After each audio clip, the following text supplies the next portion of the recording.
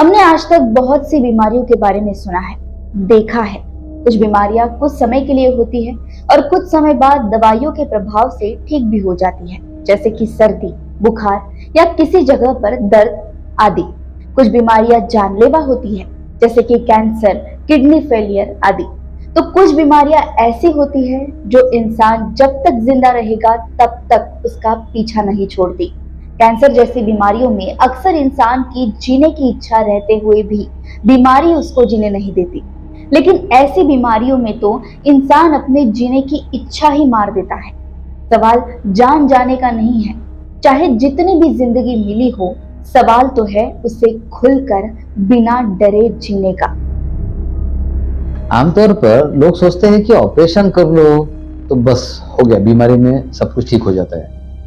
लेकिन आम धारणा के विपरीत जितने भी लोग ऑपरेशन करते हैं, सभी ने देखा है कि ऑपरेशन करने के बाद अगर ट्यूमर जैसी कोई चीज हो निकल जाती है, लेकिन बीमारी ठीक नहीं होती है। जितने भी क्रॉनिक पैंक्रियाटिस के पेशेंट हो या कोई भी दूसरी क्रॉनिक बीमारी के पेशेंट हो, मुझे आज तक एक समझ में नहीं आई, जो चीज हमें जानवरों से अलग करती है उस चीज को हम कंसिडर क्यों नहीं करते। बीमारी में हम शारीरिक सारी चीजें कंसिडर करते हैं, लेकिन जैसी मानसिक बात आती है, कोई मानने के लिए तैयार नहीं है कि मानसिकता और मानसिक प्रॉब्लम्स की वजह से फिजिकल बीमारी हो सकती है। और जब तक ये नहीं मानेंगे तब तो कोई बीमारी ठीक नहीं होगी। ऐसी बीमारियों में जेनेटिक, ऑटो इम्यून बीमारियों का समावेश होता है और इन बीमारियों में पैनक्रियाटाइटिस का नाम सबसे पहले आता है। लेकिन पैनक्रियाटाइटिस में हर व्यक्ति को अलग अलग तकलीफ होते हुए दिखाई देती है, भले ही उसके लक्षण एक जैसे हो। कुछ दिन पहले जैसे अप्रैल 7 तारीख को मेरा गल ब्लैडर स्टोन का ऑपरेशन हुआ था। उसके बाद तो मैं करीब 1 महीना फिट रहा। फिर मई में मुझे हल्का फुल्का दर्द फिर से महसूस होने लगा और जून में वो दर्द बहुत शार्प और बहुत जोर का हुआ। मिडनाइट था तो मैं इमीडिएटली हॉस्पिटल चला गया, इतना दर्द था और मुझे एडमिट होना पड़ा। फिर उसके बाद मुझे सीटी स्कैन कराया गया, अल्ट्रासाउंड भी हुआ। उसके बाद मेरा माइलेज लाइपेज का भी टेस्ट हुआ, जिसमें मुझे एक्यूट पैंक्रियाटाइटिस है ये पता चला। याला पण क्रोनिक पॅन्क्रियाटिस आहे। 2 वर्षापासून आहे त्याला क्रोनिक पॅन्क्रियाटिस। 2 वर्षाचा असताना त्याची एक सर्जरी झाली, सुडोसिस होतं तेव्हा। ते सुडोसिस काढलं त्यांनी। नंतर तो बरा झाला, त्या 4-5 वर्ष त्याला काही प्रॉब्लेम नाही आला। पण 5 वर्षांनी परत त्याला अटॅक यायला सुरू झाले। आता तो 7 वर्षाचा आहे, तर परत एकदा सुडोसिस आहे त्याला आता। तर परत डॉक्टरांनी सर्जरी सजेस्ट केली त्याची। मुझे पैंक्रियाटिस की बीमारी मैं 3 साल से दर्द से बहुत परेशान हूँ। लेकिन ऐसी बीमारियों के बारे में जब लोग पता करने जाते हैं तो सभी जगहों पर यही पता चलता है कि इन बीमारियों का कोई इलाज नहीं होता। लेकिन क्या ये सच है? हमारा अध्यात्म कहता है कि संसार में जितनी भी मुश्किलें हैं उनका हल इंसान के अंदर ही होता है। पैंक्रियाटाइटिस, जिसे हिंदी में अग्नाशय भी कहा जाता है, पैंक्रियाटाइटिस बेसिकली 2 तरीके के पाए जाते हैं, एक एक्यूट और एक क्रॉनिक। अगर ये एक्यूट पैंक्रियाटाइटिस का मतलब ये होता है कि अगर ये एक एपिसोड आपको आया और पैंक्रियाज में सूजन आई है, जिसे इन्फ्लेमेशन भी कहा जाता है, तो इसे हम पैंक्रियाटाइटिस कहते हैं। तो पैंक्रियाटाइटिस का बेसिक मतलब ये होता है कि आपके अग्नाशय में आने वाली सूजन या फिर बड़ा होना या फिर इन्फ्लेमेशन होना, इसे पैंक्रियाटाइटिस कहा जाता है। और अगर यही स्थिति बार बार जब आने लगती है, तब इसे क्रॉनिक पैंक्रियाटाइटिस नाम से जाना जाता है। तो क्या ये अभी 2 ही चीजें हैं पैंक्रियाटाइटिस में? नहीं। तो जैसे जैसे ये बीमारी आगे बढ़ने लगती है, वैसे वैसे इसके और कुछ टाइप्स है वो आगे आने लगते हैं, जैसे कि स्टोन हो जाना या फिर डक्ट में या फिर पैरेन्काइमा में, मतलब ऊपर के हिस्से में, ऊपर की सतह में कैल्शियम जमा होना, या फिर पैनक्रियास सिकुड़ जाना। तो ऐसे उसके डिफरेंट टाइप्स आने लगते हैं। तो उस हिसाब से उनके जो सिम्टम्स होते हैं वो भी अलग अलग पाए जाते हैं। जैसे वेट लॉस हो जाना या फिर भूख की कमी होना या फिर बार बार बीच बीच में दर्द होना। काफ़ी सारे पेशेंट्स को कंसिस्टेंटली दर्द रहता है। कुछ पेशेंट्स ऐसे भी रहते हैं जिनको दर्द नहीं भी आता है लेकिन डायरेक्टली पता चल जाता है कि उनको पैनक्रेटाइटिस है। पैनक्रियाज में सिकुड़न आने की वजह से वेट लॉस हो जाना या फिर डायबिटीज हो जाना, ये बहुत कॉमन चीज़ें हैं जो over a period of time patients को पता चलती है पैनक्रेटाइटिस में। डॉक्टर रवि बैरागड़े दुनिया के एकमात्र अनुवांशिक स्वास्थ्य परिवर्तन विशेषज्ञ हैं, जिनके पास अनुवांशिक लाइलाज, ऑटो इम्यून और गंभीर बीमारियों को ठीक करने में विशेष विशेषज्ञता है, जहां बाकी सभी ने उम्मीद खो दी है। 25 वर्षों से समृद्ध नैदानिक अनुभव के साथ उन्होंने लोगों को स्वस्थ, खुशहाल, रोग मुक्त और दवा मुक्त जीवन जीने में मदद करने के लिए दिमाग और अनुवांशिक रिप्रोग्रामिंग की अनूठी विशेषज्ञता विकसित की है। आर्यन कालबांडे को क्रोनिक पैंक्रेटाइटिस है, जिसका पता उन्हें 2 साल पहले चला था। कई जगह इलाज किया लेकिन कोई फायदा नहीं हुआ। बीमारी के दौरान आर्यन का ऑपरेशन भी हुआ, जिसमें उनका गॉल ब्लैडर निकाल लिया गया, लेकिन क्या उससे बीमारी ठीक हो गई? और आर्यन को एक बार सीवियर पैनक्रेटिस का अटैक आया, और ये अटैक आया था उन्हें 2021 अक्टूबर में। तो बहुत सीवियर अटैक आया, उसके बाद उन्हें एडमिट करना पड़ा। फिर वो एडमिट के बाद वो अटैक रिजॉल्व हुआ। उससे कुछ दिन के बाद अगेन अटैक आया, फिर से एडमिट करना पड़ा। और इस बार का अटैक पहले से भी ज्यादा सीवियर था, ज्यादा दर्द, ज्यादा उल्टियां, और साधारण दवाइयों से वो कंट्रोल नहीं हो रहा था, मैनेज नहीं हो रहा था। तो अब डॉक्टर ने कहा कि इनको एडमिट रखना पड़ेगा और इनका ऑपरेशन करना पड़ेगा। अब उनके सोनोग्राफी में, स्कैन में पाया गया है कि उन्हें गॉल ब्लैडर स्टोन है। अब लगता है लोगों को कि गॉल ब्लैडर स्टोन है तो ऑपरेशन कर दो तो बीमारी ठीक। नहीं, ऐसा नहीं होता। गॉल ब्लैडर स्टोन निकालने से सिर्फ उन पेशेंट्स को फायदा होता है जिनको गॉल ब्लैडर स्टोन का ऑब्स्ट्रक्शन की वजह से पैनक्रेटिस आया हो। तो वही मनीष मेश्राम को chronic atrophic calcific pancreatitis with stone था, जिसकी वजह से उन्हें डायबिटीज की प्रॉब्लम भी शुरू हो गई। मनीष पिछले 3-4 साल से दर्द से पीड़ित थे, लेकिन कोई इलाज हो ही नहीं रहा था। बीमारी के बारे में पता करते करते उन्हें डॉक्टर रवि सर के वीडियोस दिखे और उन्होंने एडवांस हेल्थ की सीनियर डॉक्टर दीपाली से बात की। अब बात करेंगे मनीष की। मनीष को है chronic atrophic calcific पैनक्रेटिस with stone. ये है 4 साल से। और इसके अलावा मनीष ऑब्वियसली डायबिटीज भी आया एट्रोपी के कारण। अब जब सीवियर एट्रोपी होगा तो पैनक्रियास काम करना बंद कर देगा। पैनक्रियास के अल्फा सेल्स के साथ साथ बीटा सेल्स भी सिकुड़ जाएंगे और डायबिटीज आ जाता है। अब ये डायबिटीज में इंसुलिन लेना अगेन इलाज तो है ही नहीं, ये तो कंट्रोल है। हम शुगर को कंट्रोल करने की कोशिश कर रहे हैं, तो हमें देखना है कि इससे क्या बेहतर कर सकते हैं। अविराज अहिरेकर एक 7 साल का बच्चा है, जिसे पिछले 5 सालों से ये बीमारी है।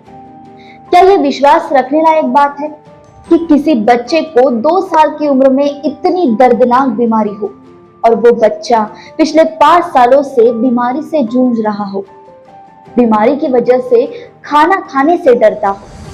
2 साल की उम्र में अविराज की सर्जरी हुई थी, जिसमें उसका स्यूडोसिस्ट निकाल लिया गया था।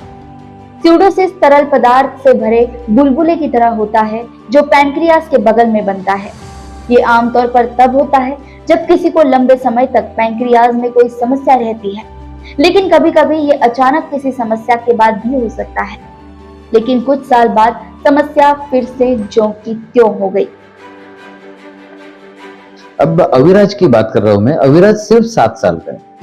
अब 7 साल का अविराज, जिसे 5 साल से क्रॉनिक पैनक्रेटिस है, मतलब जब वो 2 साल का था तब से क्रॉनिक पैनक्रेटिस। अब अविराज को एट्रोपिक हो चुकी है, साथ में सूडोसिस्ट भी है। अब सोचिए, क्रॉनिक पैनक्रेटिस है, अब सूडोसिस्ट आ गया। अब सूडोसिस्ट मतलब वहां दिख रहा है बॉल जिसमें पानी है या बलून जिसमें पानी है। तो लॉजिक पहला जाता है ऑपरेशन कर लो, लेकिन ये नहीं सोचते कि ऑपरेशन से तो सिस्ट जाएगा, पैनक्रेटिस नहीं। तो इन्होंने ऑपरेशन कर लिया। अब ऑपरेशन करने के बाद भी पेन तो जो का जो बरकरार, क्योंकि पैनक्रियाटिक इन्फ्लेमेशन तो वैसे ही है। और इसके बाद धीरे धीरे पैनक्रियास सिकुड़ना शुरू हो गया। लेकिन जब अविराज से हमारी पहली मुलाकात हुई तो अविराज के केस में लिखा हुआ है कि वो डर के कारण खाना ही नहीं खाता। मतलब वो खाने से डरता है, एक निवाला लेने से भी डरता है, क्योंकि इतना सीवियर पेन होता था और आने के जस्ट 5 दिन पहले सीवियर अटैक आ चुका था। विज्ञान साहू ओडिशा से है। इनका अप्रैल में गॉल ब्लैडर स्टोन का ऑपरेशन हुआ था। 1 महीना सब ठीक रहा, लेकिन उसके बाद दर्द असहनीय हो गया। उनका इलाज करने के बाद पता चला कि उन्हें एक्यूट पैनक्रेटाइटिस है, जिसके बाद वो काफी समय तक लिक्विड डाइट पर रहे। अब जब हम विज्ञान की केस की बात करेंगे तो विज्ञान को अलग प्रॉब्लम था। अब क्रॉनिक पैनक्रेटिस में हर एक को अलग अलग प्रॉब्लम होता है। तो विज्ञान को बेसिकली पेन नहीं था। क्रॉनिक पैनक्रेटिस है, कुछ दिन पहले अटैक आ गया था, लेकिन जब हमारे पास वो आया उस समय उसे पेन नहीं। तो लोगों को लगता है कि पेन है तो इलाज करना चाहिए। सो विज्ञान को एक कॉम्प्लीमेंट देना चाहूंगा कि पेन नहीं था, उस समय इलाज करने आया। तो अगर सही मायने में देखा जाए तो पेन जब नहीं है तब ज्यादा अच्छा इलाज होता है। जब पेन है तो पेन कम करने वाला इलाज होता है, पेन नहीं है बीमारी खत्म करने वाला इलाज होता है। सो विज्ञान सही समय पे आया था और विज्ञान का लेकिन पेन नहीं था, लेकिन दूसरा प्रॉब्लम था। पैनक्रेटिस अलग अलग तरह से तकलीफ देता है और ज्यादातर लोग शारीरिक तकलीफ पर ध्यान देते हैं, और विज्ञान को एंग्जाइटी ज्यादा हो रही थी क्योंकि उनके ही फैमिली में किसी और की क्रॉनिक पैनक्रेटिस की वजह से डेथ हो गई थी। एडवांस हेल्थ की ओर से लिए जाने वाले 5 दिन के प्रोग्राम में सारे मरीजों को उनकी समस्याओं के अनुसार पर्सनलाइज्ड मेडिसिन दी जाती है। और इन 5 दिनों की बात करें तो आर्यन की सोच में बदलाव आया, सकारात्मकता आई, जिससे शरीर में अच्छा महसूस होने लगा और ठीक होने की नई आशा जाग गई है। मतलब 48 केजी पर आज आर्यन है, पहले वो 75 केजी पर था। सो 1 साल में इतना सीवियर वेट लॉस, ये अपने आप में एक डरावनी चीज है। सोचिए कि कोई 75 केजी का व्यक्ति एकदम सडनली श्रिंक होके 48 केजी हो गया। अभी ये श्रिंक होके 48 केजी हो गया और उधर स्कैन में पता चला कि पैनक्रियास भी श्रिंक होके एट्रोपिक हो गया। दोनों चीजें साथ साथ चली। अब आर्यन ने कहा है कि वीडियो अपलोड ना किया जाए उसका, इसलिए हम उसका वीडियो नहीं दिखा रहे आपको, लेकिन ये मैसेज देना जरूरी है कि ऑपरेशन बीमारियों को ठीक नहीं करता। ऑपरेशन कुछ बीमारियों में ठीक होने में मदद करता है। इन्फ्लेमेशन तो जो कहते हुए, तो आज भी जब आर्यन हमारे पास आया तो उसे तकलीफ थी, उसका दर्द, उसका डाइजेशन का प्रॉब्लम सेम था, और अब ऐड हो गया उसमें डायबिटीज। अब डायबिटीज इंसुलिन लेने के बावजूद भी काफी हाई रहता था। अब उसकी अगली स्टोरी हम बता नहीं पाएंगे बिकॉज आर्यन ने मना किया है, लेकिन इससे हमें ये मैसेज मिलता है कि सिर्फ ऑपरेशन कराना मतलब बीमारी को ठीक करना नहीं है। ऑपरेशन करना शायद स्टोन निकालने में काम आए, तो स्टोन निकल जाएगा, लेकिन स्टोन बनने की टेंडेंसी को नहीं खत्म करेगा। किसी का ट्यूमर आ जाए तो ट्यूमर काटने के काम आएगा, लेकिन ट्यूमर बनने की शक्ति को खत्म नहीं करेगा, ट्यूमर फिर से बनेगा। सो बीमारी पर ध्यान देना चाहिए, सिर्फ ट्यूमर पर नहीं या ऑपरेशन पर नहीं।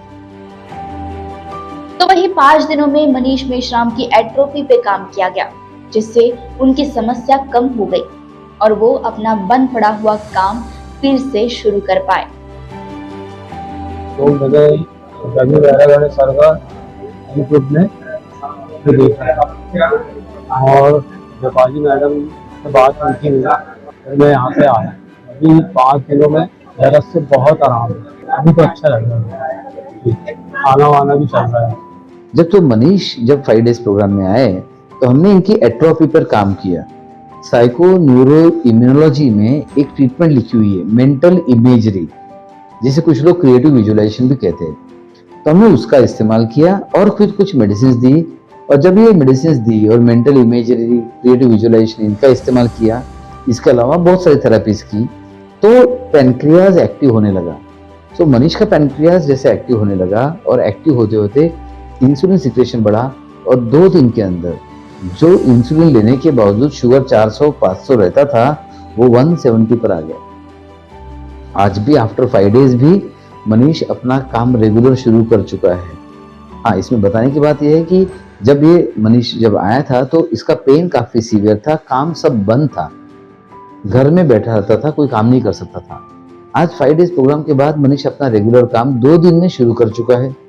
तो रेगुलर काम भी शुरू कर चुका है, प्लस इंसुलिन का डोज भी कम हुआ है, प्लस शुगर भी कम हुआ है। देखिए, मात्र 5 दिन में काम शुरू हो गया और एक्टिवेट हो गया पैनक्रियास। सो पैनक्रियास भी एक्टिव, मनीष भी एक्टिव, है ना, अमेजिंग कॉम्बिनेशन। अविराज अहिरेकर एक 7 साल का बच्चा इन 5 दिनों में खाना खाने लग गया। अविराज के माँ बाप के लिए ये एक जीत ही थी।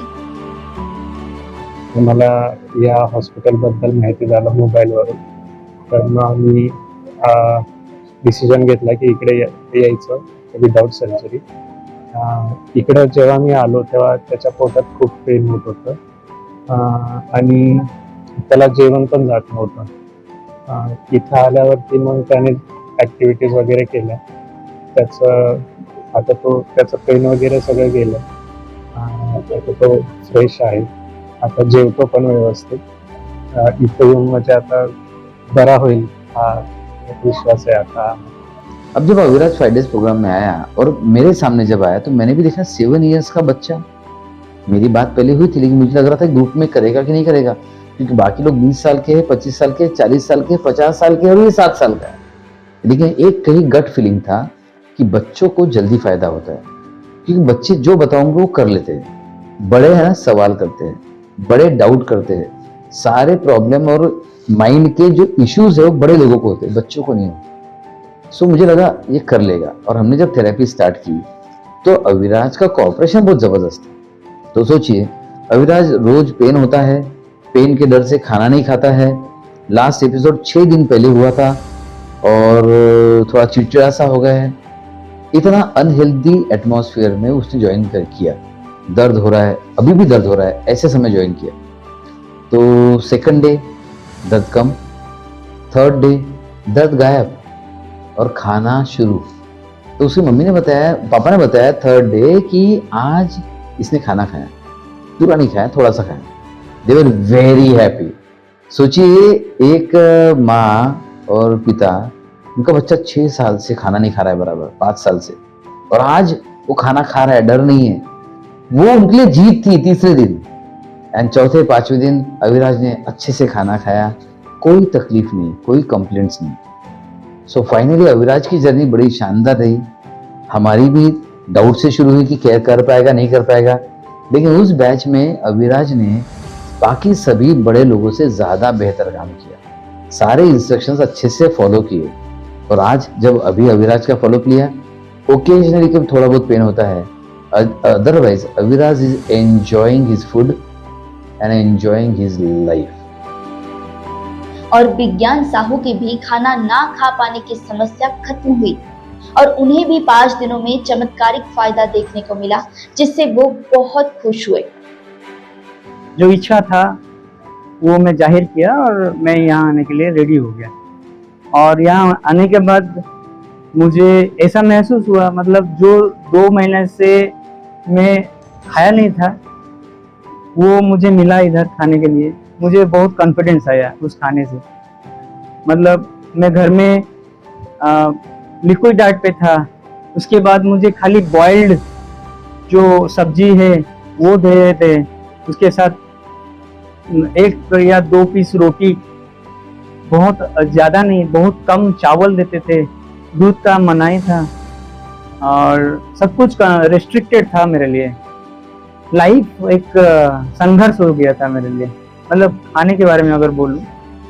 और जैसे मुझे लग रहा था कि अरे मेरा क्या होगा आगे, लेकिन यहाँ में आया फर्स्ट दिन से हम लोगों को नॉर्मल खाना दिया गया, यही सबसे मुझे अच्छा लगा।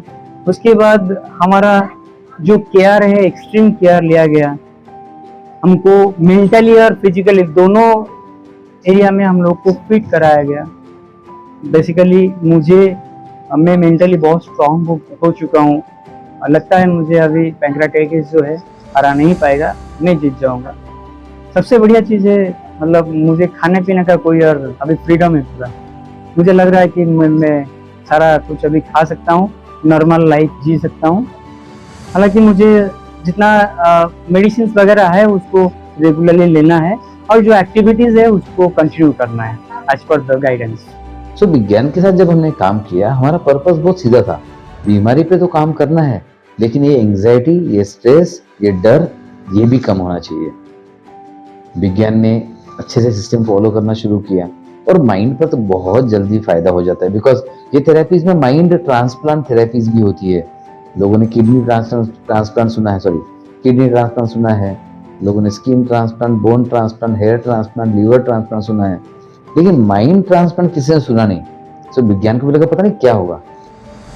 लेकिन जैसे जैसे दिन बीतते गए, पहला दिन, दूसरा दिन, तीसरा दिन, चौथा दिन, विज्ञान में चेंज आने लगा, सोच में बदलाव आया। जो थॉट्स आते थे डर के, इनसिक्योरिटी के, एंजाइटी के, वो अपने आप कम होने लगे। And at the end of 5th day Vigyan was relax, he was happy. उसने माना भी कि सर माइंड पे काम हुआ, अच्छा लग रहा है मुझे, सो आई एम सेटिस्फाइड। अब पेन नहीं था तो पेन का कंपैरिजन नहीं था, लेकिन माइंड का कंपैरिजन तो उसके अलावा, खुद के अलावा कौन बता सकता है। सो फाइनली विज्ञान वाज हैप्पी और बीमारी पे काम चल रहा है। सो बीमारी पे काम करना मतलब शरीर पर काम करना, दर्द पर काम करना नहीं होता। इवन WHO कहता है कि हेल्थ शारीरिक नहीं होती, health is mental, physical as well as social. तीनों फैक्टर्स लेना जरूरी है। तो तीनों फैक्टर्स पे तो दुनिया में कोई काम ही नहीं कर रहा है, सबके सब फिजिकल फैक्टर्स पे काम कर रहे हैं। पेन है तो पेन किलर, इंडाइजेशन है तो एंजाइम, एसिडिटी तो एंटी एसिडिटी, ट्यूमर दिखा तो ऑपरेशन। ऐसे हेल्थ नहीं मिलेगी। हमारी बात नहीं तो WHO की बात तो मानो कम से कम। अगर बीमार हो तो फिजिकल लेवल पर काम करो, लेकिन साथ में साथ मेंटल लेवल पर काम करो, सोशल एंड स्पिरिचुअल लेवल पर भी काम करो, तो आपको डेफिनेटली फायदा होगा। सो विज्ञान इसी का एक उदाहरण था कि फिजिकल बीमारी में सिर्फ फिजिकल काम नहीं करना चाहिए। फिजिकल बीमारी में कभी कभी माइंड ज्यादा तकलीफ देता है, एंजाइटी, फियर और डिप्रेशन के कारण। उस पर काम कीजिए तो भी पैनक्रियाज अपने आप इंप्रूव होना शुरू हो जाता है। इन सभी का इलाज तो खत्म नहीं हुआ है, लेकिन हाँ, एडवांस हेल्थ ने उन्हें जीने का एक रास्ता जरूर दे दिया है। एडवांस हेल्थ ने और डॉक्टर रवि बैरागड़े ने इनके जीवन में रोशनी लाई है, और इसी रोशनी की वजह से इन सभी को जिंदगी की खोई हुई सकारात्मकता दिखने लगी, और ये सब अपना जीवन आनंद से जीने लगे हैं। ये एडवांस हेल्थ की बहुत बड़ी उपलब्धियों में से एक है।